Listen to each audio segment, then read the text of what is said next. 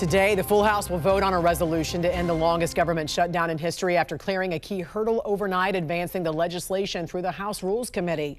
Joining us now to discuss the big money headlines on the Hill is former Trump White House economic advisor Steve Moore. Good morning to you, Steve. Glad to see you. I know you've kind of done the whole planes, trains, and automobiles trying to get across the country here, so we appreciate you joining us this morning.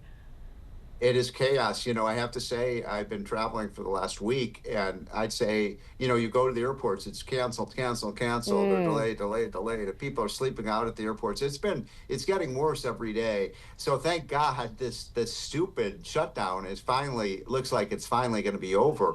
But I saw the FAA said that the flight problems are going to continue probably for another couple of weeks. It may affect Thanksgiving travel, God forbid, when everybody's on the road. I think it will. But you know, you asked the question, Jan. What did they even accomplish with this shutdown? I mean, it was basically they're right back where they started, and it was as you said, the longest shutdown we've had, I think, maybe in American history. I've lived through a lot of these, but it was all for nothing, and it caused a lot of panic. It caused a lot of turmoil. It cost the economy billions of dollars. So shame on both parties for allowing this to happen. Do you think it's going to be all GOP and no Democrats in the House voting? Because, I mean, that's what Hakeem Jeffries would have you believe at this point. You know, I assume that this vote will go forward very soon and we'll get things reopened, but you never know. I mean, there is so much clash between the two parties right now.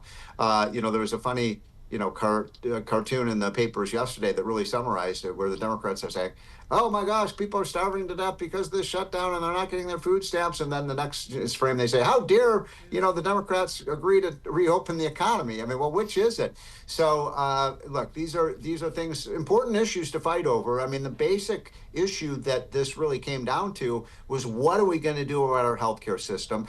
I got to tell you, Jan, these costs are out of control. We just got our statement from our insurance company. Our insurance costs are going to go up 14% next year. A lot of people are looking at 20% increases in their healthcare premiums. Remember, we passed the Affordable Care Act. I would not say healthcare is very affordable today.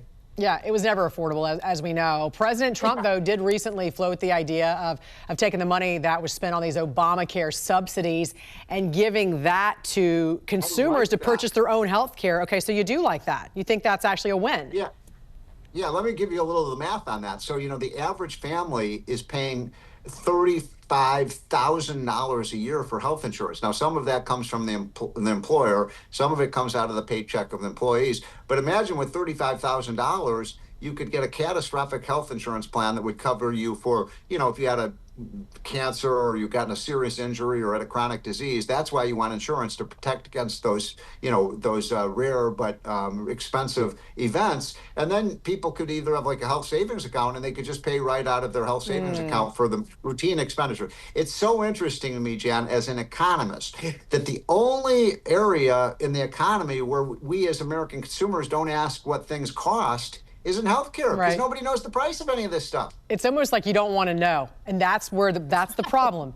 It's almost like it's kind of like you don't want to know what the dentist is doing behind you. You keep your eyes closed and you just hear it. You don't want to know really what they're doing in your mouth, right? It's one of those things. No, Ignorance is bliss. This is an important point.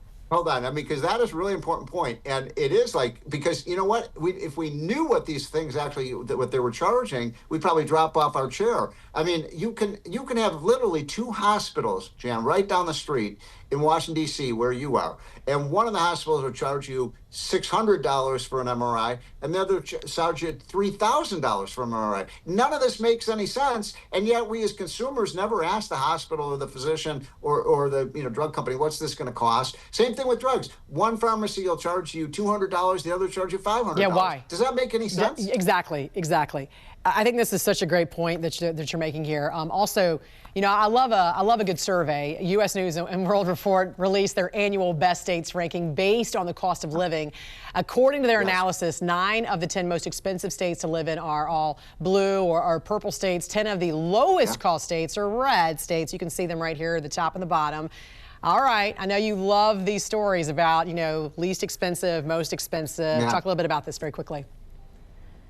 Well, look, people are really angry about the cost of things, everything from housing to healthcare, as we were talking about, things like groceries, gasoline. You know, when I've been to some of those least expensive states recently. I was in Oklahoma; they're paying $2.49 a gallon for gasoline. You go to Massachusetts, they're paying $4 a gallon for gasoline. Or California, they still pay $4.50. So, if you're concerned about the cost of living, as we all do, the states that tend to be red states have lower cost of living because they don't have high taxes, they don't have rent control, they don't have all these policies, they don't have green energy mandates that drive up the cost of electricity. So that's a good list. By the way, the 10 states with the lowest cost of living, every one of them is in a red state. Yep. 9 out of the 10 of the most expensive ones are in blue states, including the state I live in, Maryland. It sure is. All right, former White House economic advisor Steve Moore, glad you're back here from Chicago, our old stopping grounds. Good to see you. I hope I get back. I hope I get back. Oh, you're still there. I don't know with the flights today. Oh.